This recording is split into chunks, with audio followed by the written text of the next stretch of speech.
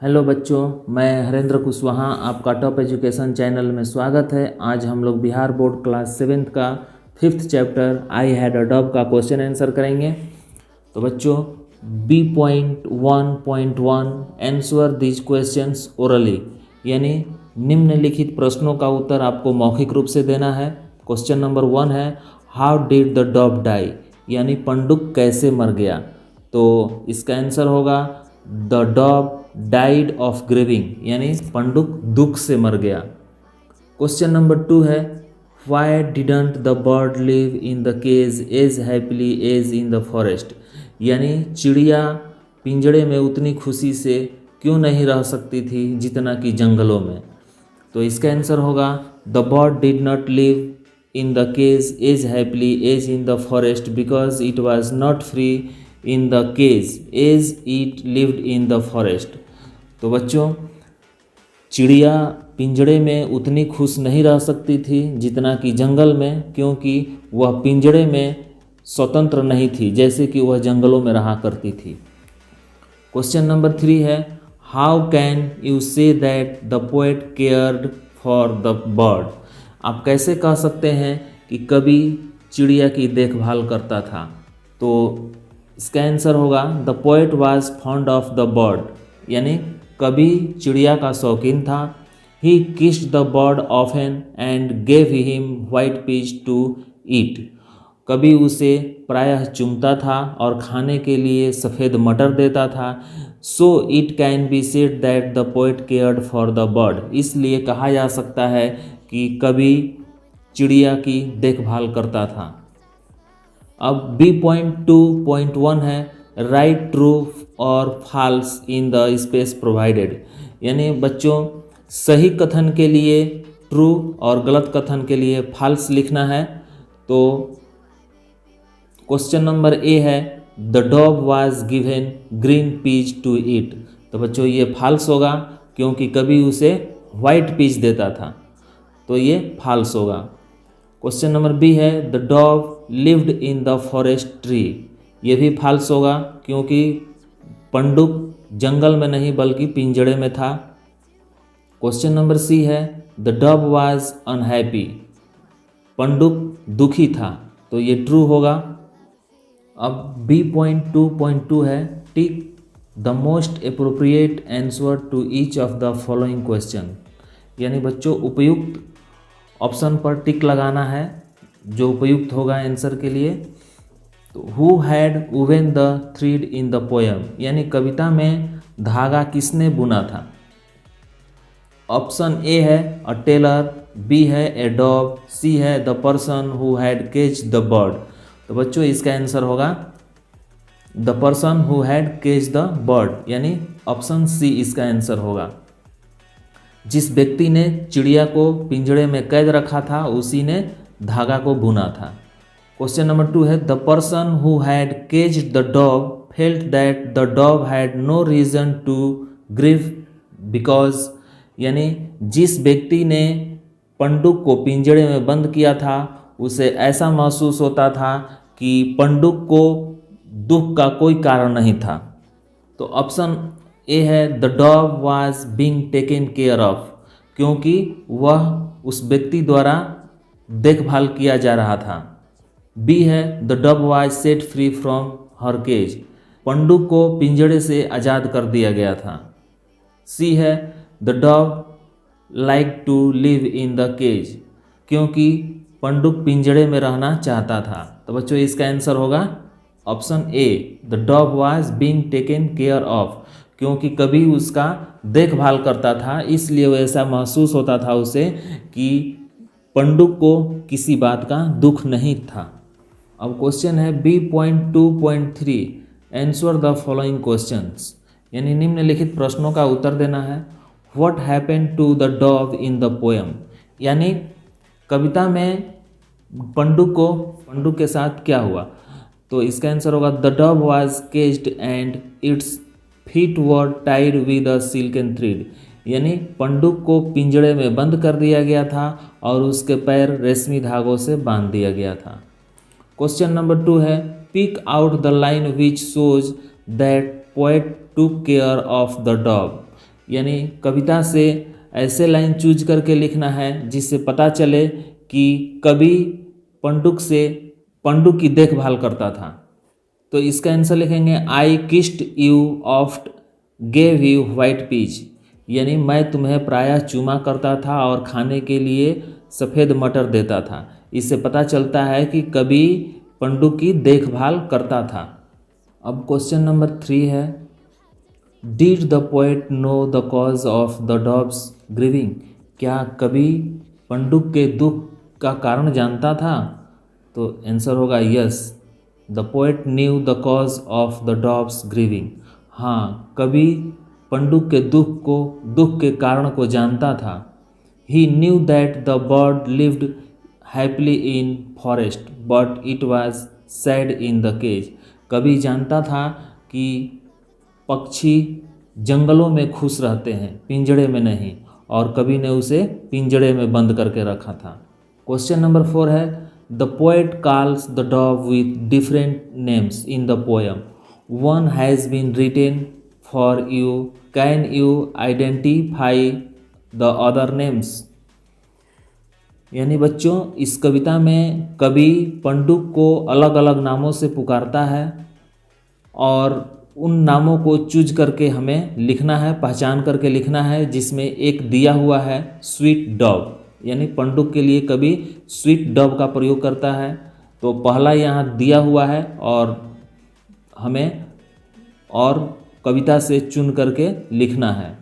तो कविता में sweet little feet भी पंडुक के लिए ही प्रयोग किया गया है, स्वीट बर्ड भी पंडुक के लिए ही प्रयोग किया गया है, और प्रिटी थिंग्स भी पंडुक के लिए प्रयोग किया गया है। यानी पंडुक के लिए कवि तरह तरह का नाम का प्रयोग करता है। बच्चों, अब C.1 है, making new words, right the words that you can think about when you read the words given below forest green, one example for each is given for your help. बच्चों, इस क्वेश्चन का answer आप लोगों को खुद करना है, do it your self, ये स्वयं आप लोग कीजिएगा। C.2 है, rhyming words, the words died and tried rhyming with each other, they are thus called rhyming word, pick out other such pair from the poem. बच्चों, ये राइमिंग वर्ड है died tried, यानी हिंदी में इसे तुकांत कहते हैं। तो इसी तरह हम लोग को यहाँ क्वेश्चन दिया हुआ है और इसका तुकांत शब्द कविता से चुन करके लिखना है पोएम से। तो पहला दिया हुआ है ग्रीविंग, तो ग्रीविंग का लिखेंगे वीविंग, डाई का आई, ट्रीज पीज, मी ट्री, इस तरह ये कविता से चुन करके लिखा गया है। आप लोग इससे और अधिक शब्द बनाने की कोशिश कीजिएगा, राइमिंग वर्ड्स। अब उसके बाद है D.1 adjective, in the poem the poet has used the word to describe the dog, sweet is an adjective, an because it given more information about the noun dog, sweet dog. बच्चों, यहाँ केवल an adjective होगा, an because ये गलत हो गया है। इसमें शब्दों के आगे एडजेक्टिव लगाना है। Can you find how the following would have been described in the poem, यानी कविता में इसका किस तरह प्रयोग किया गया है उसे हमें लिखना है। जैसे ट्रीज है तो ट्रीज के आगे ग्रीन ट्रीज, तो इसे एडजेक्टिव लगा करके हम लोग को लिखना है। तो ट्रीज के आगे ग्रीन लगाएंगे, ग्रीन ट्रीज। पीच दिया हुआ है तो वाइट पीच, ये वाइट जो है एडजेक्टिव है। फीट तो little feet, thread silken thread. तो इस तरह बच्चों ये लिखना है। फिर क्वेश्चन है, rewrite the following sentences by adding appropriate adjective to the underline noun, you can take help from the box. Question number 1 है, ग्रैंडमा बॉट अ शाल।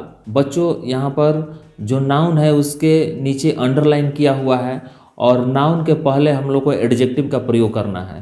तो जैसे है ग्रैंडमा बॉट अ शाल, तो इसका आंसर लिखें grandma bought a green shawl. यानी दादी माँ ने एक हरे रंग की साल खरीदी। क्वेश्चन नंबर 2 है the frog has a tongue. तो इसमें एडजेक्टिव लगा करके बनाना है, the frog has a sticky tongue. इसके बाद क्वेश्चन नंबर 3 है my mother bought a frock for me from a market. तो इसमें बच्चों यहाँ फ्रॉक जो है नाउन है, मार्केट है नाउन है, और इसके आगे एडजेक्टिव लगाना है। तो लिखेंगे माई मदर बॉट अ रेड फ्रॉक। रेड जो है वो एडजेक्टिव है, red frock for me from A noisy, यहाँ पर बच्चों नॉइजी होगा, NOSY, मार्केट। नॉइजी जो है यह एडजेक्टिव हो जाएगा।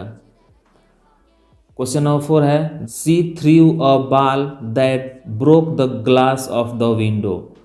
तो इसका आंसर लिखेंगे she threw a little ball that broke the glass of the window. 5th है the fairy told a tale. तो लिखेंगे इसका the fairy told a beautiful tale. फिर 6th है the man was walking with a long stick. बच्चों यहाँ question में long नहीं होगा, यहाँ केवल होगा the man was walking with his stick, क्योंकि ये लॉन्ग एडजेक्टिव है। तो इसका आंसर में हम लोग लॉन्ग लगाएंगे कि the man was walking with his long stick. Question number 7 है on the tree there were 2 beautiful birds. तो ट्री नाउन है, बर्ड्स भी नाउन है, तो ट्री के आगे ग्रीन लगा देंगे और बर्ड्स के आगे ब्यूटीफुल, ये एडजेक्टिव हो जाएगा।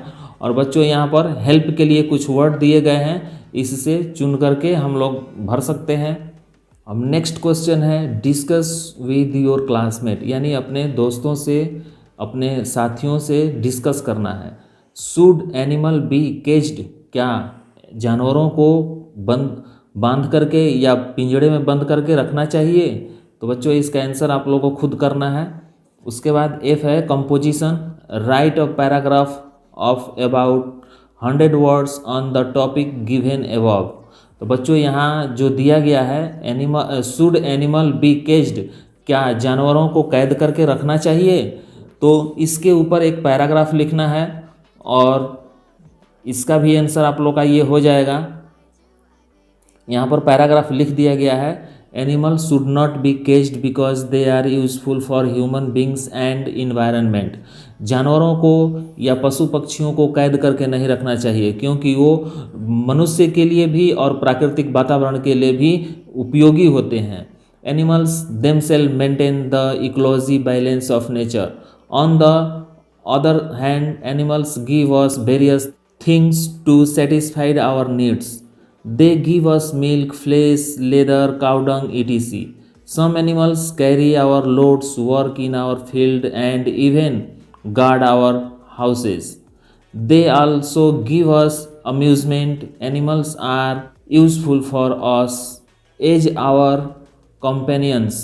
Animals like whale and elephant give us valuable oil and tusk. So, animals should be cared essentially. तो बच्चों ये था हम लोग का लेसन 5th का आई हैड अ डॉग का क्वेश्चन आंसर। तो बच्चों उम्मीद है कि आप लोगों को अच्छी तरह समझ में आया होगा। अगर समझने में कोई दिक्कत हो तो आप कमेंट बॉक्स में कमेंट कीजिए, ताकि अगली वीडियो में मैं ठीक से उसे आप लोगों को समझा सकूं। तो फिर मिलेंगे बच्चों अगली वीडियो में नेक्स्ट चैप्टर के साथ। तब तक के लिए धन्यवाद।